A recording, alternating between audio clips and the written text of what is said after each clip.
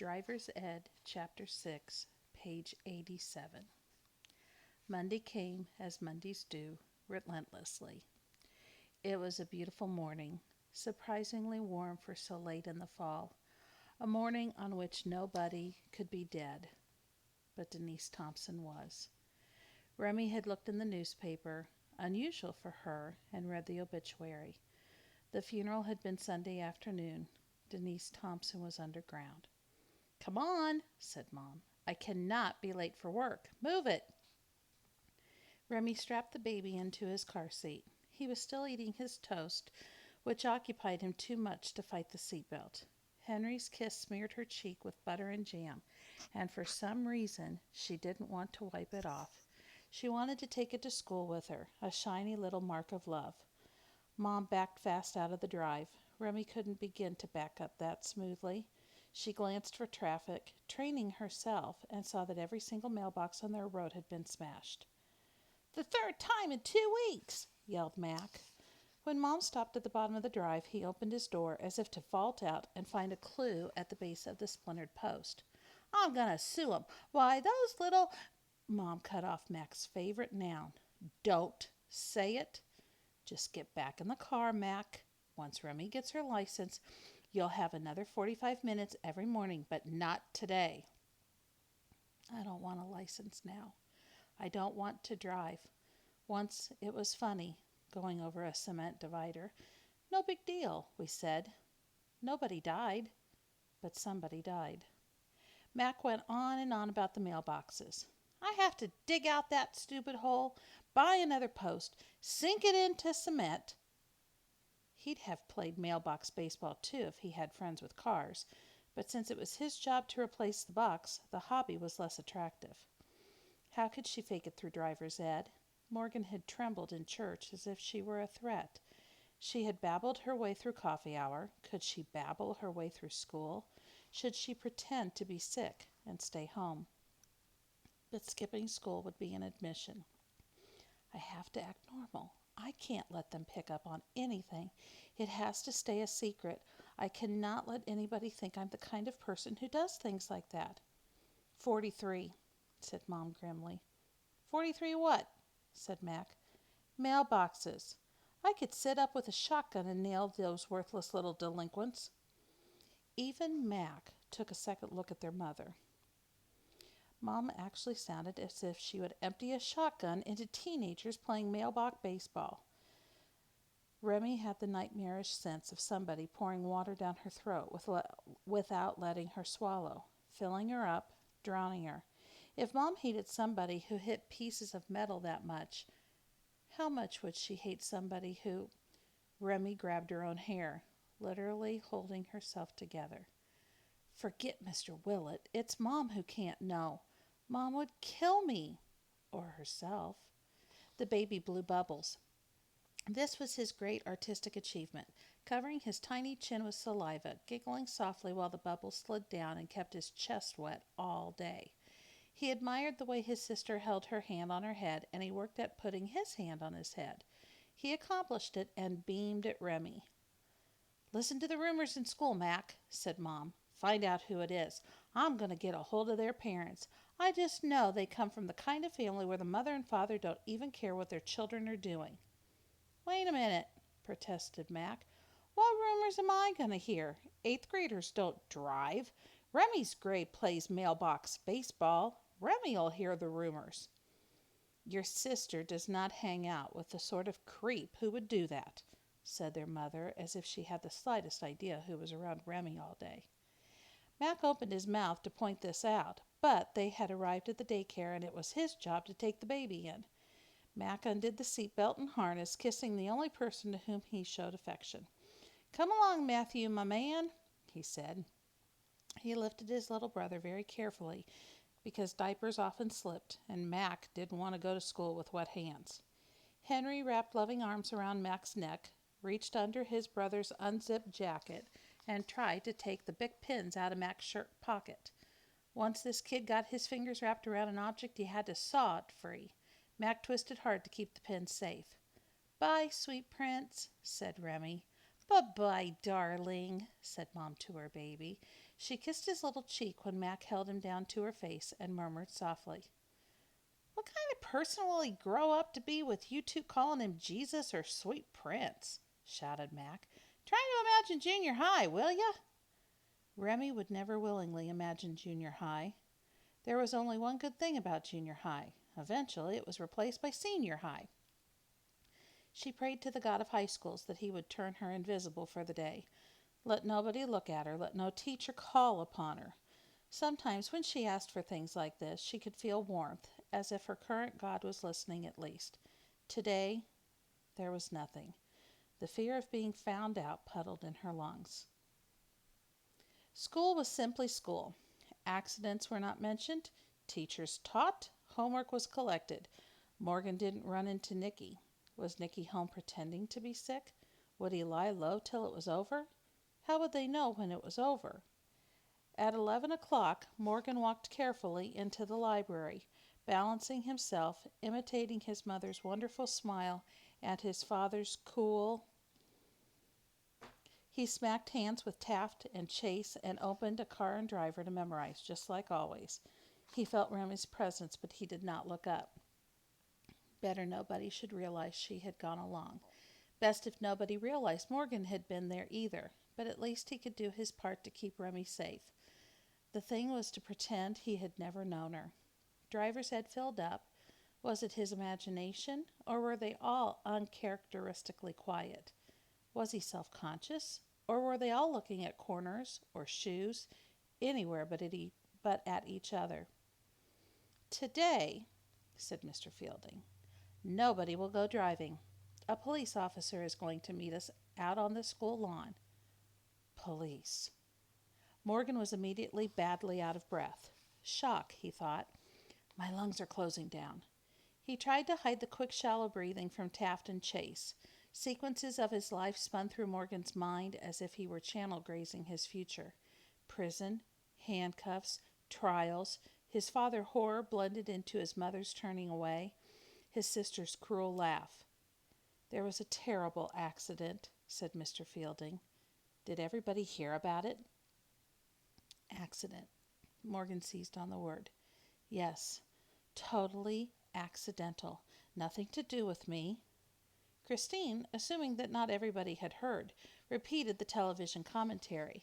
It was like a rerun from a younger, watered-down Anne. The words dripped in Morgan's ears like full sponges. He could wring his brain out. "Why do they always blame kids?" said Kirsten, who got belligerent easily. She was duking up for a fight. "And even if it is a kid," said Taft, "it'll be one of the scums who goes around keying cars and spray painting buildings and breaking into vending machines. It won't be one of us." Taft looked to Morgan for confirmation. Morgan could not stop himself from looking down at the tabletop and swallowing hard. When he looked up, Taft was staring at him. "Everybody outside," said Mr. Fielding. "It's cold out," said Lark, though it was not. "I have to get my coat." Lark would not join them on the lawn. She hated the outdoors and felt it had no right to exist. The kids whined and complained. Why they were meeting this police officer on the lawn instead of here in the classroom, nobody could imagine. Morgan knew. He was going to be arrested in front of his peers. They were going to make an example of him. He pictured the phone call to his father. He hadn't talked to his father in years. The opening subjects would be jail and bail. Somehow he stumbled with the rest out of the library and down the hall to the near exit. His feet landed on pavement and carried him across the bus drop circle. He would not look at Remy. If he did, he would hang on to her, or she to him, and they would be ruined. There, towed onto the winter-dying grass of the school campus close to the flagpole, displayed to all traffic on Warren Street, was the vehicle that Denise Thompson had driven to her death. It was so crumpled, so destroyed, Morgan did not know how they had gotten her corpse out. What parts of it had killed her, remained stuck in her, gone with her into the grave. Kirsten and Kristen began to cry.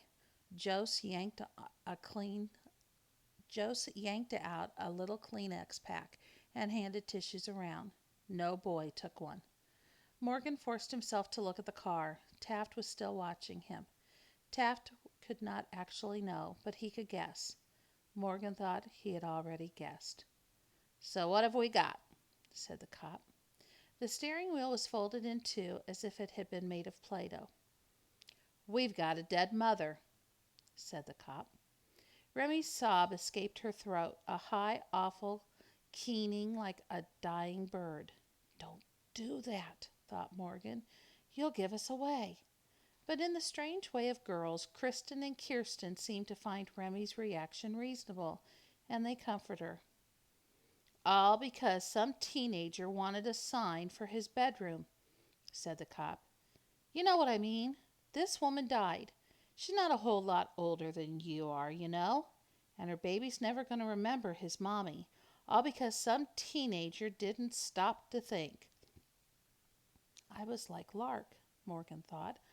I stopped, but I didn't stay stopped.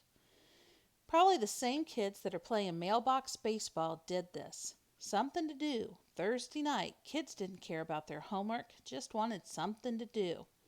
"Well, you just remember this," said the cop. "Denise Thompson is never going to have something to do again." Wait. The cop had not come to arrest him. This was just driver's education. Just another lecture. The car was a visual aid. More impact than a film. "How do you know it's kids?" demanded Kirsten. Police set her off. She saw a uniform or a blue light and she took the offense. The cop knew her type just as he knew the sign-stealing type. "Kids don't think." "Some kids think," she argued. She was boring him. He said, "I mean the ones who don't." The officer explained that it was state policy now to display car accidents rather than pretend they didn't happen. Therefore, the wreck would lie on the lawn to sober the kids up. "Speaking of sober," he added, "the victim had been. Could have been plenty of alcohol in the vandals, though." Christine coughed and fussed with her hair and her scarf. She looked like a person fidgeting with small decisions before making the big one. Christine, who had objected to the sign game. Jose looked at Christine. Chase and Taft looked at Christine. Kirsten and Kristen looked at Christine. The eye pressure of peer pressure. Morgan knew he should tell first. It would go better if he admitted it before they forced him to. I could leave Remy out, he thought. But would Nicky leave Remy out? And the biggest but of all, would his father and mother go with him to the police station? He was no longer the kid they had in mind. The kid they had in mind did the right things. The policeman got in his squad car. The right thing would be to walk after the cop. "Sir, may I talk to you for a minute?" Christine gave a funny little sigh and put a Kleenex to her eyes. The cop started his engine and drove off with a sort of efficient speed as if he could not get away from these kids and their sign stealing fast enough. Morgan replayed the night in Nicky's car. This time, good Morgan Campbell thought ahead to the consequences, because he was not a slime who keyed cars and spray-painted britches. "But I am a slime. I'm glad I got away with it. I want to go on getting away with it." He had a premonition of the headline, "Good Kid Kills." Kirsten poked Taft in the butt and got a nice reaction, equal parts irritated and flirty.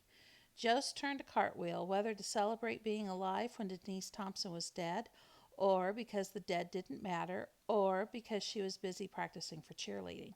Morgan didn't know. Mr. Fielding wandered back in.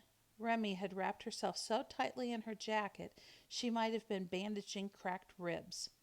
He wanted Remy to be okay. It would be wrong to tell. It would not bring back Denise Thompson. If he told, his life would be over. It wouldn't matter what he got on college boards. What college would take an application from a kid who had killed somebody? It was just a sign. It didn't kill her. All I did was take a sign. He went carefully back inside, refusing to turn around and look again at the moralizing exhibit on the grass. "Hey, man," said Nicky behind him in the hall. So he hadn't skipped school.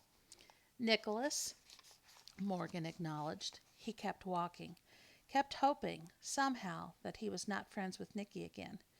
Nicky caught up to him. Morgan was on his way to phys ed. The halls were packed with boys leaving and arriving at locker rooms.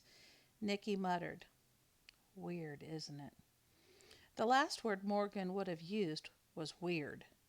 "I mean, we did that," said Nicky. "Shut up." "I think about it at night," said Nicky.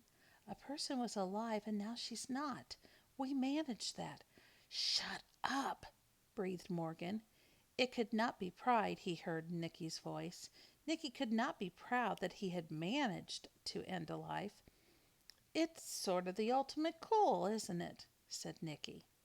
Morgan thought he might be having a seizure. The inside of his head changed colors and noises exploded between his ears. His balance shifted and he stumbled. "Thing is," said Nicky, "my parents wouldn't understand." He took Morgan by the shoulders for emphasis. "We gotta shut up about it." Nicky gave him a light punch in the belly. "See ya," he said. "See you?" thought Morgan. "In my grave? I never want to see you again. I never want to think about you again. If it hadn't been for you, we wouldn't have done that. It's your fault. You chose that sign." He made it to the locker room and had to sit on the long, thin wooden bench that divided the lockers. His head wouldn't stay up. It felt as if his neck had gotten thinner or been severed. He kept tipping. The gym teacher was kneeling next to him. "Morgan?" Morgan was afraid of speech. What if confession popped out of him? What if, when the gym teacher only needed to know if Morgan was going to throw up? And if so, would Morgan please do it in the toilet? Morgan said, "I killed her." He rehearsed. Then carefully, "I'm okay, I think." He'd never been less okay. "You sit out," said the gym teacher. The gym teacher also punched him lightly. When Morgan finally managed to walk into the gym and slid to the floor with his back against the wall, everybody else was doing a floor exercise. Basketball sailed around like huge brown atoms in a science exhibit. If he blamed Nicky, he didn't feel sick. Lark bounced from subject to subject like fizz in a soda. She must not let anybody bring up the sign thing. They might think she had taken it. She did have a stop sign, courtesy of long-gone Joel. The thing was, you couldn't tell one stop sign from another. She could not risk having anybody look among her belongings. Lark did not want to get involved with some sort of murder thing. She was a junior. Time to think about colleges. She had a nice background, B average, high PSATs, lots of theater and dance. Lark eyed Remy. Her best friend was stumbling around, visibly upset, complexion pasty, hands cold, speech slow. Remy was not destined to become an actress. Lark could cool the friendship till things settled down. "Sway to the left," cried Mr. Willett. "Sway to the right." "This is not cheerleading," said Taft. "Try to be normal, Mr. Willett. We bases are compromising our masculinity by singing in chorus at all." "This isn't cheerleading?" said Mr. Willett, his jaw dropping in shock. "Oh, no! Taft, why didn't you tell me sooner?" Concert choir was happy. Another skit was underway. The only question was who the victim would be. "I'd like our normalcy representative up here, please," said Mr. Willett. "He means you, Queen Joanne," said Chase. Morgan had not been able to eat in 2 days. A humming noise occupied his skull. He said, "Come on, Mr. Willett, I'm normal. Doesn't that exempt me from being a cheerleader?" Everybody laughed. He must have delivered the line okay. Involuntarily, his eyes flashed toward Remy. She was sitting very straight, back away from the chair, like a punishment. Behind her was a row of 3 tubas on stands, so she was displayed against curves of gleaming gold. Mr. Willett jerked dramatically to a halt. "Is that a blush of interest I behold upon your face, Morgan?" he said. The chorus loved it. "Run with it," Morgan ordered himself. "Be the joke. Laugh along. Don't fight it. Not now." Mr. Willett patted Morgan's cheeks, testing for heat level in this blush. Everybody who could whistle did. Remy said, "Where, when we need him, is the God who restrains music teachers?" Mr. Willett laughed with everybody else. "Remy," he said, "I kind of like you." "Do we tell?" said Morgan. That was their date. Remy wanted to be in his lap, in his arms, in his life, and instead she was in a mall among shoppers and strangers and canned Christmas carols. They stood in the vast multi-storied center, decorated now for Christmas, although Thanksgiving had yet to arrive. A million glittering gold stars fell from invisible wires. High in a distant corner, one star was much larger than the rest. "Mr. Willett kind of likes me," thought Rebby Marland. What would concert choir be like if he knew? If Mr. Willett kind of despised her? Kind of vomited at the thought of her? Around them snaked a line of toddlers eager to sit on Santa's lap. "I know what I'd ask for," said Remy. Morgan nodded. "I'd take the night back. If only you could." It had been just a moment in their lives. It had no right, that moment, to have done so much without their consent. Remy wanted the stars above to be stars of love. She wanted a kiss. They slumped down on the pew-like curl of endless seating. Morgan put his arm around her. Her dreams for junior year had included just such an arm in just such a place. She wanted to date Morgan, or a boy as terrific as Morgan, share movies and popcorn, and have their favorite song, and she would wear his class ring on a ribbon around her neck. "Never mind, Morgan. You don't have to date me. I'm thinking of becoming a nun anyway." "We don't have nuns in our church," he said. "I'm starting my own. It'll be for murderers and drug dealers and child abusers." Morgan usually found tears the most horrible imaginable tool of womankind. This time he was glad to see them. If she cried, he wouldn't. After long, uncivilized years in which Morgan would not use Kleenex because his sleeve was quicker, he had adopted his father's habit of carrying a huge white cotton handkerchief. He handed it over. She pasted it over her face like a bank robber's mask. "Remy, we didn't murder anybody. Okay, we were stupid and thoughtless. We were thieves and vandals. But we didn't know anybody would get killed. We didn't plan on Denise Thompson driving through that intersection." Remy stayed behind her white curtain. "We should have. But we're not murderers. We're not drug dealers. We're not child abusers." She dropped the curtain an inch. Her lovely teary eyes met his. "Then what are we, Morgan Campbell?" He swallowed. "Nice kids who normally do the right thing?" Maybe she would smile and agree. "Denise Thompson's still dead. You can never get by that." Only their ski jackets were touching, and yet Morgan had never been so intimate with any person in his life. Perhaps he never would again.